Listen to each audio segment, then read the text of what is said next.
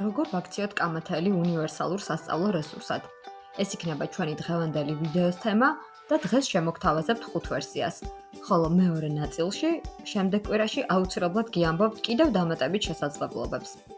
პირველი, როგორ გავიცნოთ ერთმანეთი კამათელის დახმარებით? მოსწავლეები რიგრიგობით თამაშობენ წყვილში პირველ რიგში და რიგრიგობით აგორებენ კამათელს. თითოეულს რა რიცხვით ამოუვა, ამ რიცხვის თანაკვეთაზე არსებულ შეკითხვებს რიგრიგობით გასცემენ პასუხებს.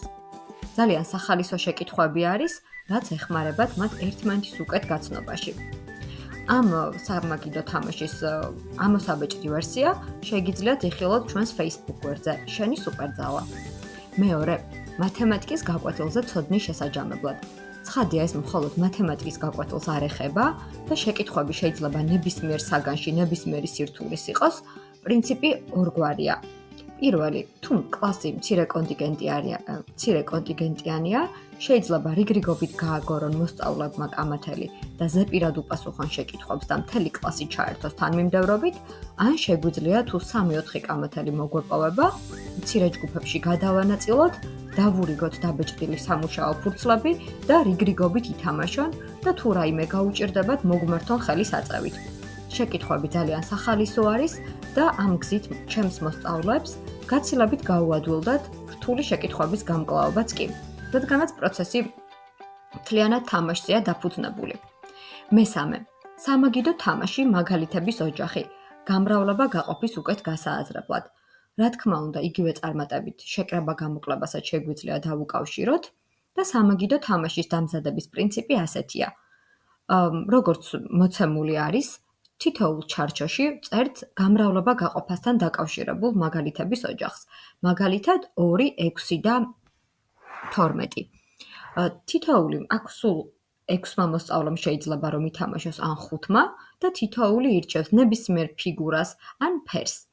და დასაწყისთან დებენ თავიანთ ნიშნებს, შესაძლოა გამოძერწონ რაიმე ან ასე შემდეგ. ამის შემდეგ რიგრიგობით გააგორებენ კამათელს და რა რიცხვიც ამოვა, იმდენ უჯრაზე გადავლენ. და დაასახელებენ მითითებული რიცხვების შესაბამის გამრავლობისა და გაყოფის მაგალითებს. ზოგან სახალისო რამეც კი წერია, მაგალითად, დაბრუნდი 2 უჯრით უკან, ან დაბრუნდი დასაწყისთან, ან გადადი პირიქით 3-4 უჯრით წინ, რაც პროცესს და თამაშს კიდევ უფრო სახალისოს ქმნის. რა თქმა უნდა, მასწავლებელს შეუძლია ინტერპრეტაცია და შეცვლა ამ ყველაფრის კლასის მონაცემებიდან გამომდინარე.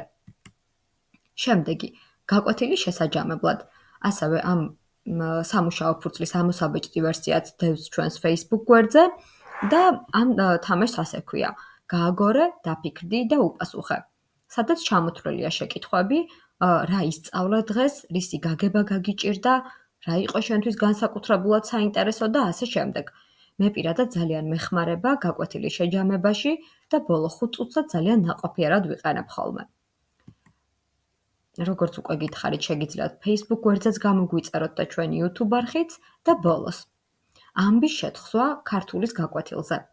როგორც ვიცით, პირველ კლასში მოსწავლეებს ძალიან უჭირთ ხოლმე ამბის მოფიქრება დამოუკიდებლად, ეს არც მეორე კლასში არის მაინც და მაინც ადვილი და კამათელი ამ შემთხვევაში დაგვეხმარება, რომ მოსწავლეებმა მიიღონ მინიშნება, როგორიც არის შემდეგ შეკითხვებზე პასუხი. როდის, ვინ, რა მოხდა და სად. მაგალითად, გავაგორეთ კამათელი და ამოგვევიდა რიცხვი 1. როდის, ზაფხულის 1 ცხელ დღეს. ვინ, კენგურუ. რა მოხდა, შეხვდა თუთიყუშს.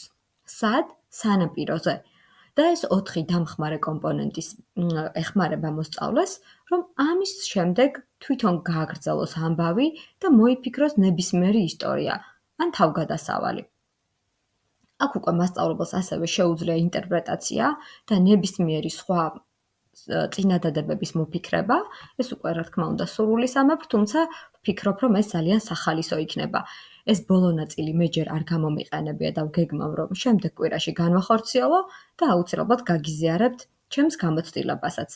თუ ეს ვიდეო მოგეწონათ და გსურთ მიიღოთ კიდევ მეტი ამბავი კამათელის სარგებლიანობის შესახებ, აუცილებლად გამოიწერეთ ჩვენი არხი და თქვენც თუ გაქვთ საინტერესო იდეები, გაგვიზიარეთ. დიდი მადლობა და შეხვედრამდე.